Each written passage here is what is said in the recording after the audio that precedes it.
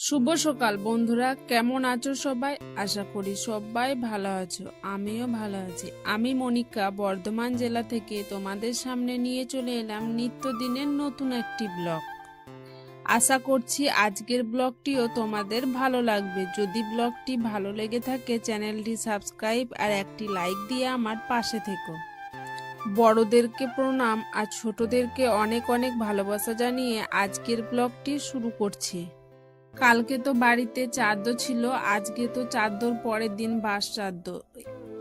আজকে আমাদের বাড়িতে কিছু মানুষের সেবা নেওয়ার জন্য ভোজের আয়োজন করা হচ্ছে। ওই দেখো রান্নাঘরের বারান্দাতে আমি বসে রয়েছি। মনা ঘুম থেকে উঠে গেছে, মনাকে তো ব্রাশ করিয়ে দিয়েছি। তারপর দেখো ওকে এক গ্লাস জল নিয়ে খাওয়াচ্ছি। দেখতে পাচ্ছ কি তোমরা? একবারে দূরে লক্ষ্য করো, দেখো দেখতে পাবে।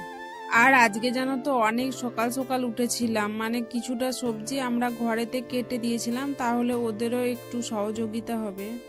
এখন তো 7:30 বাজে, রান্না চাপাচ্ছে, কিন্তু আমরা 5:30টাতে উঠেছিলাম, তখন কেটে ধুয়ে রেখেছিলাম কিছুটা। এদিকে গ্যাসে দেখো সবজিগুলো রান্না চাপিয়েছে, আর এদিকে দেখো মা কাঠের উনুনে ভাতটা চাপিয়ে দিয়েছে, তাহলে তাড়াতাড়ি হয়ে যাবে। একটা জিনিস ভালো হয়েছে জানো তো, কিছুদিন মানে এই পিসি মারা যাওয়ার কদিন জল হয়নি, কাজঘরটা কোনো অসুবিধা হচ্ছে না, ভালোভাবে পেরিয়ে যাচ্ছে। আর জল হলে কি বলতো, কিচকিচ করে, আর গ্রামে তো কাজ করতেও অসুবিধা হয়। কিন্তু যেদিনে সে অস্থি বিসর্জন করতে গেছিলাম সেদিনে বৃষ্টি হচ্ছিল, তবে সব সময় হচ্ছে না, কিছুদিন ধরে যেমন সব সময় হচ্ছে এখন সেটা কম হচ্ছে। এদিকে দেখো একটা সবজি রান্না হয়ে গেছে কড়াইতে। এটা কি বলতো, সব সবজি দিয়ে নবরত্ন করেছে। আর মোনা কিন্তু দাঁড়িয়ে দাঁড়িয়ে দেখছে দেখো যে কি হচ্ছে। আর এদিকে আমি প্রেসার কুকারে করে ইন্ডাকশনের ডালটা সেদ্ধ করতে দিয়েছিলাম, তাহলে একটু তাড়াতাড়ি হবে। আর আজকে মনাকে দেখো খালি গায়ে ঘুরে বেড়াচ্ছে, কিছুতেই জামা পরতে চাইছে না, বলছে কি যেন আমাকে গরম করছে, আমি এখন খুব ব্যস্ত, জামা পরার সময় নেই।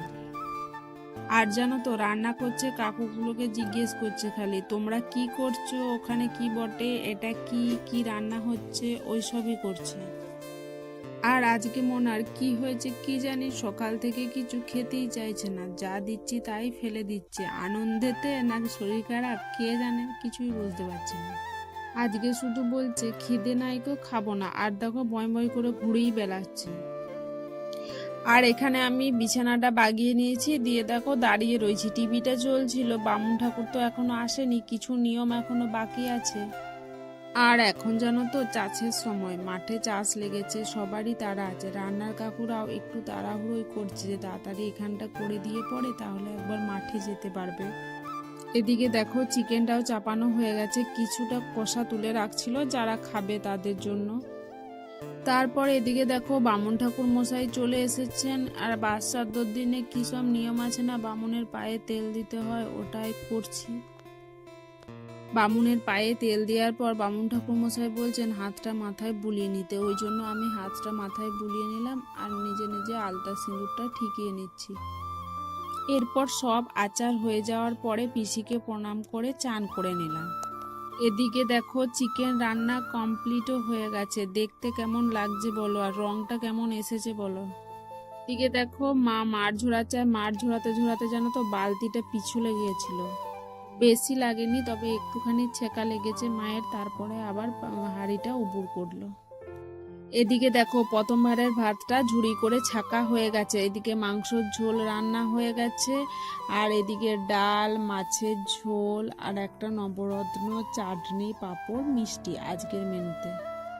আজকে তো আমাকে শাক আর মাছ ভাত খেতে হয় নিয়ম ভঙ্গ করে, আমি তো শাক আর মাছ ভাত খাবো, আরও যারা বাদ বাকি সব খাবে তাদের জন্য চিকেন রান্না করা হয়েছে।